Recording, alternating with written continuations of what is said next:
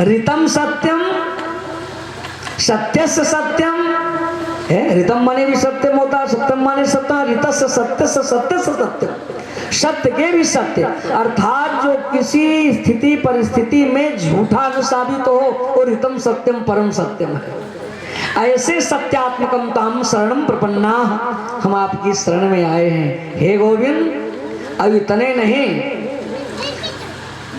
त्वयंबुजाक्षाखिल सत्व धामने समाधिना बेसित चेत सही के, तत्पात पोतेन महत्कृतेन कुर्वन्ति गोवस्य पदम भवाब्धि।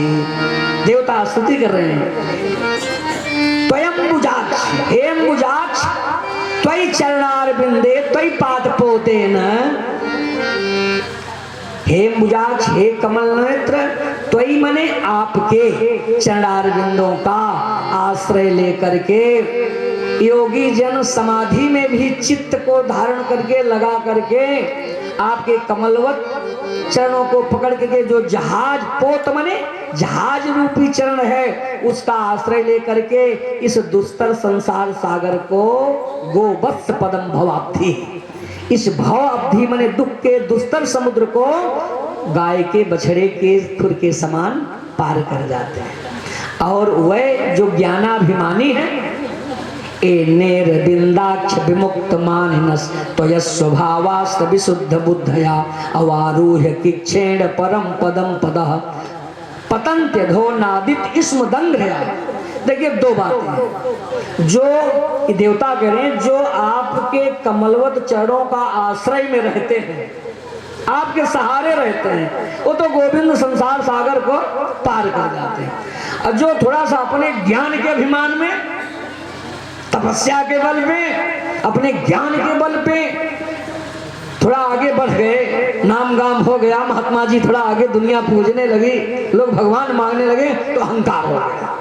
तो हुआ क्या, ये अन्य अरविंदाक्ष, ये अन्य जना, जो अन्य लोग हैं आपसे विमुख हैं, ज्ञानाभिमानिना, जो ज्ञानाभिमानी जन हैं आपके चरणों का आश्रय नहीं लेते हैं, अपने को, जबकि अभी माया के बंधनों से मुक्त नहीं हुए हैं, लेकिन विमुक्त मानिना, अपने को मुक्त मानने लगे,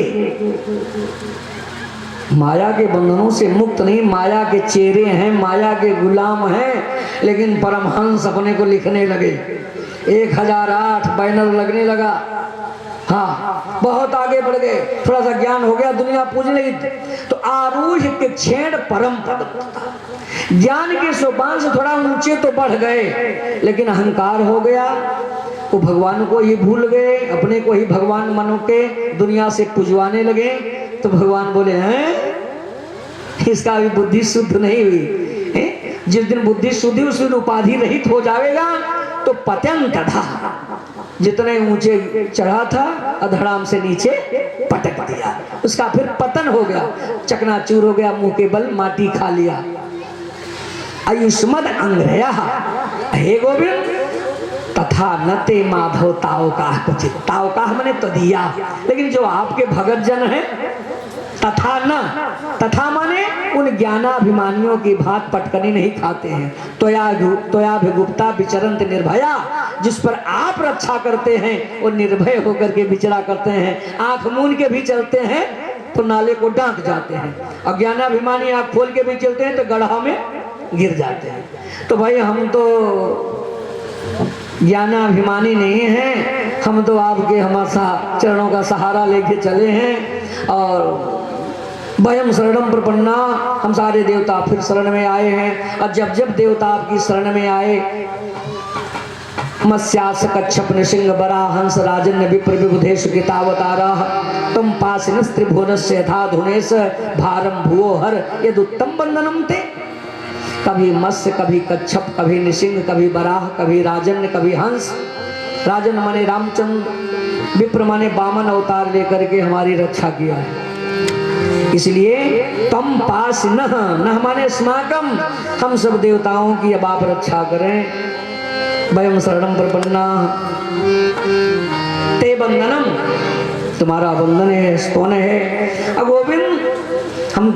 शरण में हैं, मैं तो ये सुनाऊं कि शृण्वन् गिरं संस्मरन् सचिन्तयन् और नामानि रूपाणि च मंगलानि ते अक्रियासु यस्तच्चरणारविन्दयो आभीष्ट चेता न भवाय कल्पते।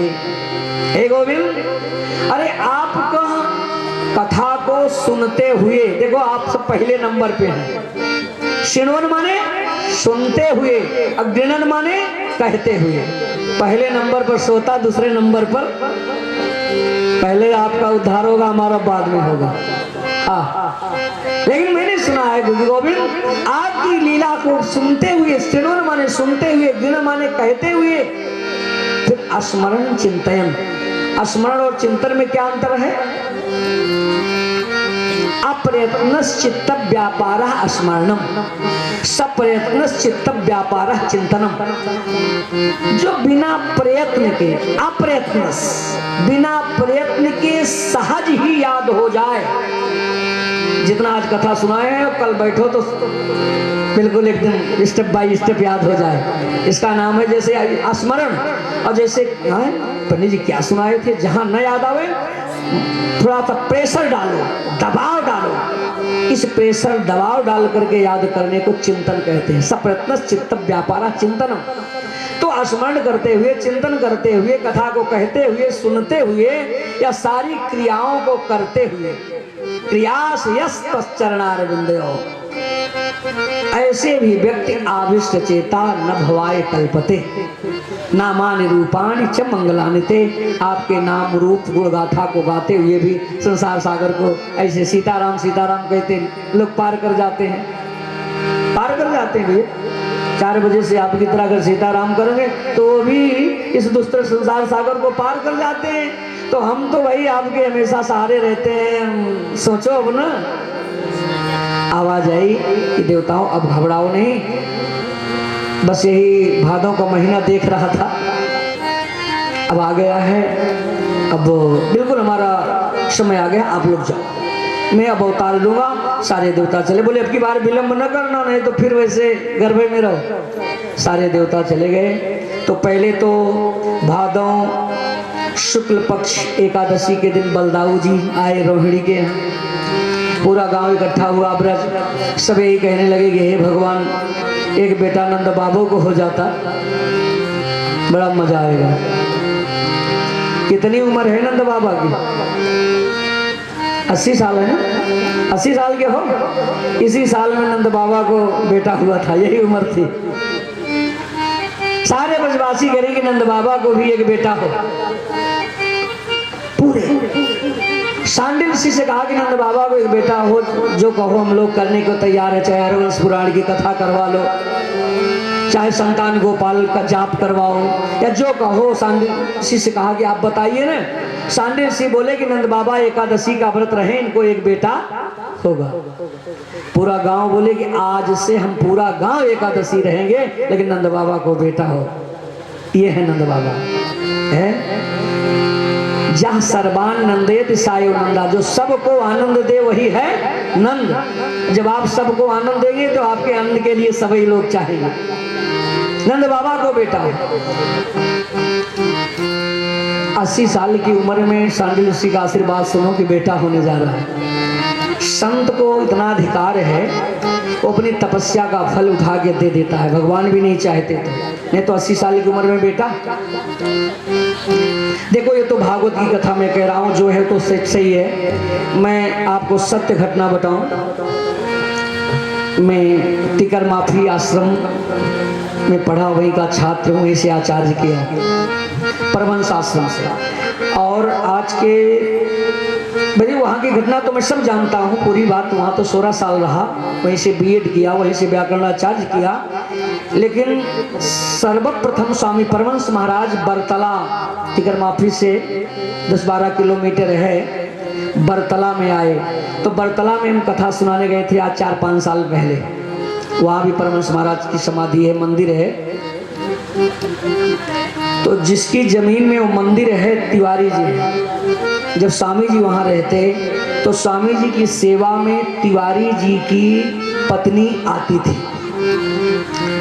अब उस समय तिवारी जी की उम्र लगभग 68 या 69 साल की थी और साल 2 साल उनकी पत्नी की कम उम्र थी, संतान नहीं थी और 2-250-300 बीघे उनके पास जमीन थी। बहुत बड़े जिम्मेदार थे, सेवा में रोज जाती।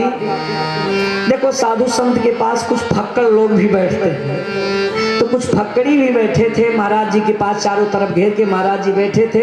उसी समय तिवारी जी की पत्नी गई, शरण पकड़ी, पता नहीं कहां से उनको आंसू आ गए, पक गई। कहा महाराज दीपक बुझ जाएगा। 67 साल की उनकी उम्र थी। महाराज इसे देखे, संत की दया, बोले जाओ एक बेटा पैदा होगा। जो फक्कड़ वहां बैठे थे हंसने लगे, कहा महाराज 68 साल की इनके पति की उम्र हो गई है, 66 साल इनकी उम्र है, अब आप आशीर्वाद दे रहे हो। स्वामी जी एकदम लाल लाल उनका चेहरा हो गया, बोले 2 बेटा होगा, एक रहेगा एक नहीं रहेगा। उतनी उम्र में उनको 2 बेटा होगा, एक रहा एक नहीं। जब आज 5 साल पहले मैं कथा सुनाने गया था तो जो उस तिवारी जी के पुत्र थे वो लगभग 70 साल के हो गए थे, वही आते थे मंदिर की सेवा में। ये संत अपनी तपस्या का फल उठा के अपने पावर से दे देता है, भगवान भी नहीं रोक सकते। जो भगवान नहीं दे तो संत चाहे उठा के अपनी तपस्या का फल उठा के दे देता है। तो आज 80 साल की उम्र में, ये कहानी नहीं बताया, सत्य घटना है, सत्य, मैं वहीं का छात्र, ये सत्य घटना है। तो शांडिल ऋषि ने भी कहा कि इनका एकादशी का व्रत रहे, 80 साल की उम्र में नंद बाबा को बेटा होगा। आज हमारे नंद बाबा को भी एक बेटा होगा, लेकिन बड़ा अलौकिक बेटा होगा। अब समय आ गया, पूरे एकादशी का व्रत रहे, उसका फल भी मिलने वाला। भादो कृष्ण पक्ष अष्टमी तिथि, निशीथ बेला अर्धरात्रि। देखो भगवान निशीथ बेला और अष्टमी तिथि में आने का क्यों सोचा? शास्त्र में अष्टमी तिथि को और निशीथ अर्धरात्रि बेला को संध्य रात्रि और अष्टमी तिथि को संध्य तिथि, ये पक्ष की बीचों बीच की तिथि है, संध्य तिथि है। और ये उभय रात्र की आधी रात जो है संध्य रात्रि बोली जाती है। भगवान संध्य तिथि संध्य रात्रि में अवतार लेके लोगों को शिक्षा दे रहे हैं कि हमारा तो खूब जन्म महोत्सव मनाओगे, है नंद महोत्सव खूब मनाओ, कृष्ण जन्म महोत्सव खूब मनाओ। लेकिन सच्चा जन्म महोत्सव यही है कि एक दूसरे से मेल करो, प्रेम करो, संध करो। हमारा उत्सव मनाने का मतलब ये है, यही एक दूसरे से प्रेम करो। आज आपके नाती, क्या नाम है, राजू, कहा महाराज कल हम नंद महोत्सव मनाओ। हम कहा वो कब? कहीं जब आप कथा हो लगे तो। हम कहा नो ये लो, पहली बात रोका है। हमारे जब कथा हो लगे तो दिन न तो माँ कथा बिगाड़ देगा, आज ही मनाए है। वो तो भागवत में लिखा है केवल अनुभवानंदा परमात्मा स्वरूपा, हृदय से अनुभव करो आनंद। नंद महोत्सव तो हृदय में मचता है। नंद महोत्सव महानुभूत माने ईश्वर सो माने प्रकट होना, वो आनंद तो हृदय का प्रकट होना है। बोले वो मटकी बनाएंगे फोड़ेंगे क्या है? हम कहा ये देखा कथा में हम नाटक ना करें भाई, वो दूसरा वक्ता है, कथा बेकार हो जाएगी। लेकिन प्रत्यक्ष आप देखोगे तो आपको आनंद भी मिलेगा। बस 2 मिनट में, चंद मिनट में वो भी आनंद दिखाएंगे, क्योंकि समय समय पे आनंद भी लो। तो आनंद यही है कि एक दूसरे से प्रेम करो। अब भगवान दिव्य समय आ गया, बोले तम अद्भुतम बालक मम भुजे क्षणम चतुर्भुजम शंख गदायुधायुधम अश्री बस लक्ष्मम गलशोभिकौस्तुभम पीतांबरम सांद्र पयोध सौभगम। ये भगवान जिस समय प्रकट होते हैं, अवतार लेते हैं, उनकी शोभा का वर्णन प्रत्यक्ष सुखदेव जी कर रहे हैं कि भगवान कैसे हैं। अद्भुतम अद्भुतम बालकम, बालक के रूप में आए, देवकी को, लेकिन कैसे आए? अद्भुत आए। अद्भुत का मतलब जो देखा जो नहीं सुना, जो मनहु न समाए, अद्भुत सोई जानिए बरन कौन विधि जाए। ये बालक अभी तक जितने आए 2 हाथ 2 पांव वाले, लेकिन आपका बालक अद्भुत क्यों है? क्योंकि पीतांबरम। अभी तक तो नंगे धिड़ंगे, आज तो एकदम टाइट कोट पैंट लेस है, एकदम चकाचक पीतांबर पहने, कौस्तुभ मणि लटक रही, बैजंती की माला। अभी तक 2 हाथ वाले आए। अभी तक देवकी के जो बालक पैदा हुए बेचारी 2 हाथ वाला, पैर वाली देख, आवाज चतुर्भुजा, चारों हाथ, 4 हाथ। अब अभी तक जितने बालक आए निहत्थे आए थे, कोई शस्त्र नहीं लेके आए थे। अब आज का बालक गदार युधायुधम, शंख चक्र गदा पद्म ले।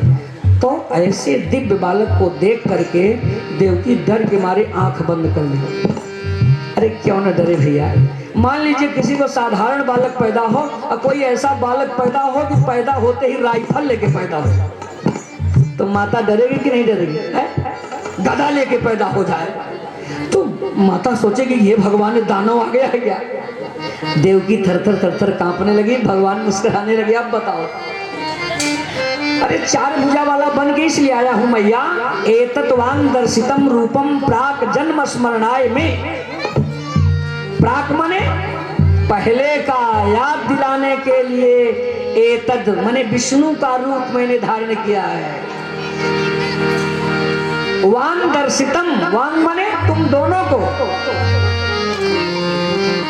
दोनों को दिखाने के लिए ये मैं 4 भुजा इसलिए आया। पहले का भी याद दिला दूं कि 3 जन्म का हमारा आपका पुराना रिश्ता है, तब काहे को नहीं पहचाने? नहीं रिश्ता याद? माता जी आंख खोलो। पहला रिश्ता मन शत्रुपा, तब बेटा बन के आए। दूसरा रिश्ता कश्यप पद्धति, तब बेटा बन के आए। तीसरा रिश्ता वसुदेव और देवकी। 3 जन्म से लगातार बेटा बन रहा हूं, घबरा क्यों रही हो? काहे को घबरा रही हो? आइए 1 मिनट भगवान के थोड़ा सा प्राकृतिक आनंद, ज्यादा आनंद नहीं। भय प्रगटे गोपाला दीन दयाला यशोमति के हितकारी। भय प्रगटे गोपाला दीन दयाला यशोमति के हितकारी। भय प्रगटे गोपाला दीन दयाला यशोमति के हितकारी। भय प्रगटे गोपाला दीन दयाला यशोमति के हितकारी। मजा नहीं, इस कन्हैया का है प्रगट का आनंद आहो। क्यों क्यों बोलो कैसे, क्यों जैसे कबूतरे का सूतक हो, इतना बहुत दुख हल्का है वो। कन्हैया का प्राकट मनाओ ऐसे, अरे कम से कम ताली तो दे। ओ भाई प्रगट गोपाला दयाला यशोमति के हितकारी। प्रगट गोपाला दीन दयाला यशोमति के हितकारी। हर सित महतारी रूप निहारी मोहन मदन मुरारी। हर सित महतारी रूप निहारी मोहन मदन मुरारी। कंसासुर जाना मन अनुमाना नूतन वेग पठाई। कंसासुर जाना मन अनुमाना नूतन वेग पठाई। यशोमति के हितकारी। प्रगट गोपाला दीन दयाला यशोमति के हितकारी। प्रगट गोपाला दीन दयाला यशोमति के हितकारी। महतारी रूप निहारी मोहन मदन मुरारी। महतारी रूप निहारी मोहन मदन मुरारी। प्रगट गोपाला दीन दयाला यशोमति के हितकारी। प्रगट गोपाला दीन दयाला यशोमति के हितकारी। प्रगट गोपाला दीन दयाला यशोमति के हितकारी। प्रगट गोपाला दीन दयाला